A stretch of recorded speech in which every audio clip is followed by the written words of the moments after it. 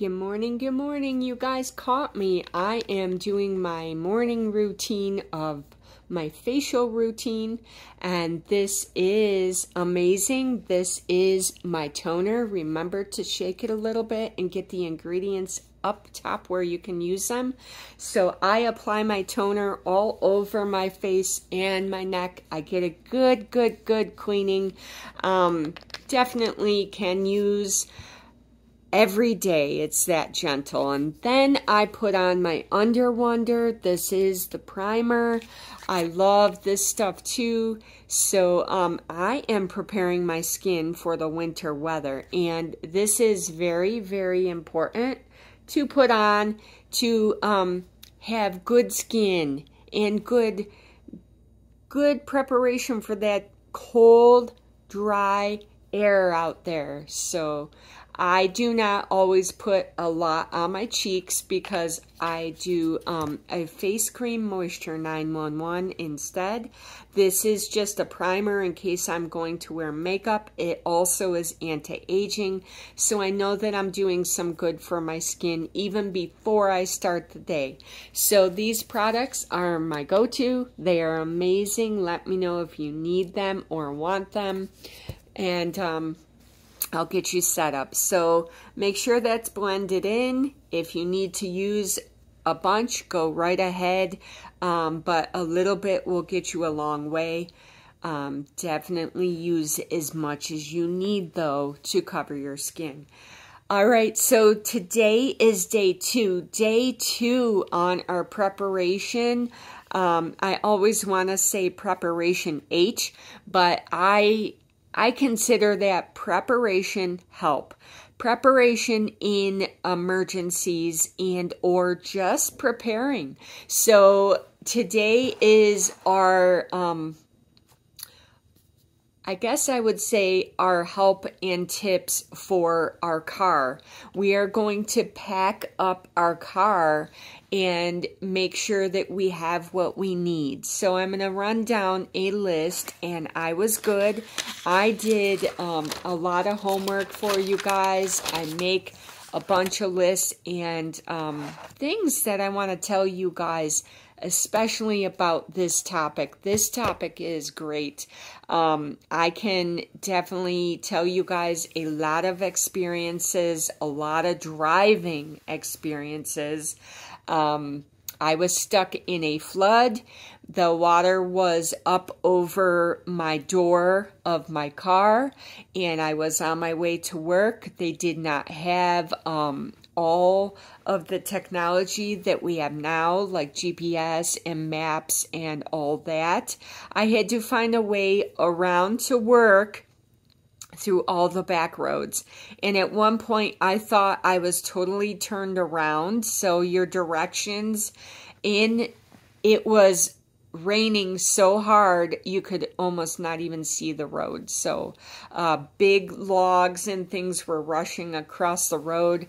Yes, I did listen to the weather, but you don't know which roads are closed until you're upon them. It was so early in the morning that the fire trucks and stuff were just getting there.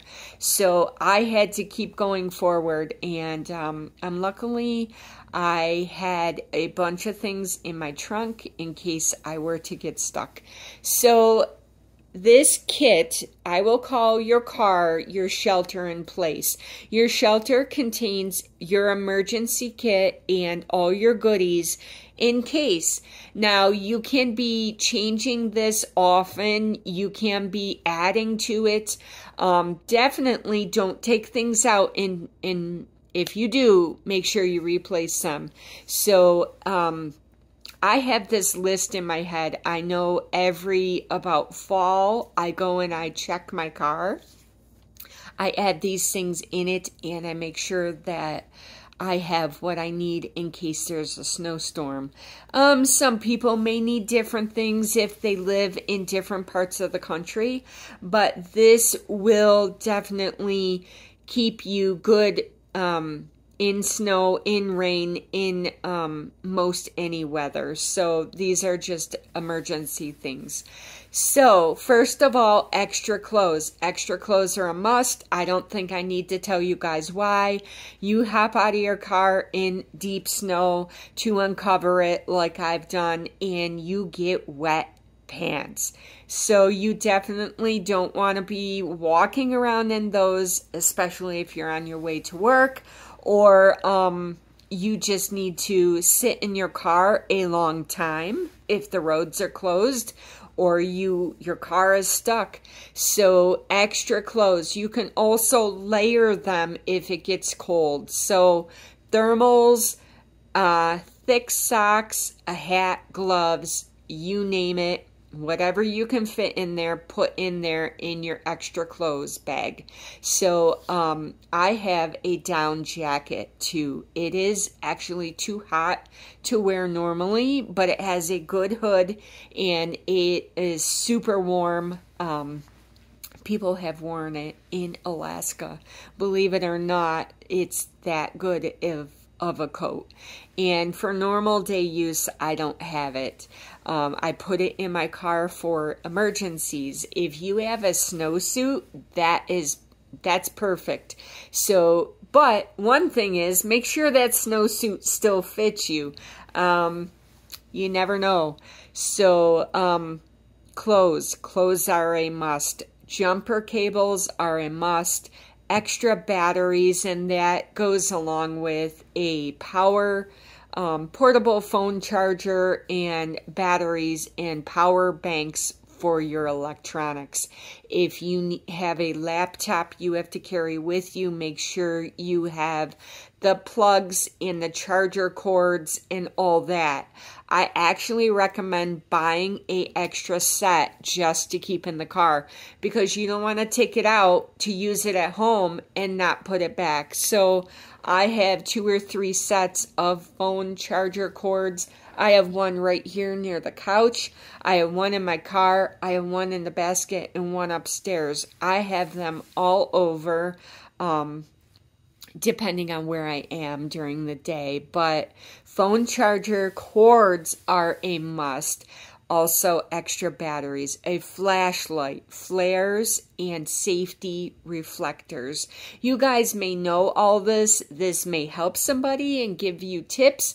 You may just take a note and say, oh yeah, I want to add that to my emergency kit. Or I took that out and I need to put that back. So this is just to get you guys thinking. Helpful things. Snack bars and some non-perishable food.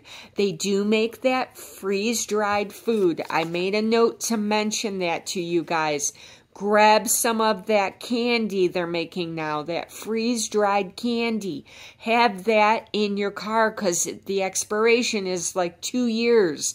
The candy, hard candy is also good if you're a diabetic, but I do not want to get into that preparation. That is different. Medical supplies are different.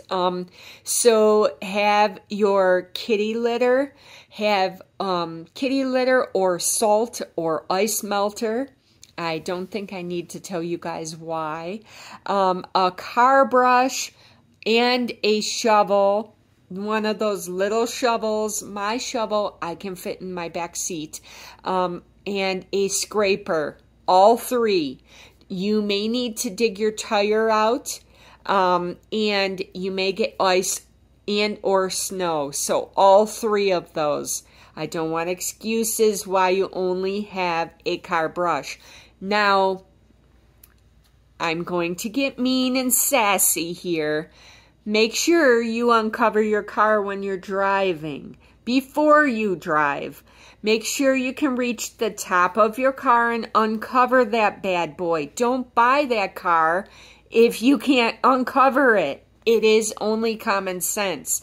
It is very dangerous if you slam on the brakes and all that ice comes down onto your windshield and you can't see. It is ridiculous in the people I see. Start your car a few minutes early, get that ice melting. buy a extendable brush that I had to buy from my mom's car because I can't reach the top. So I bought an extendable, I bought two actually, and one for my husband's truck.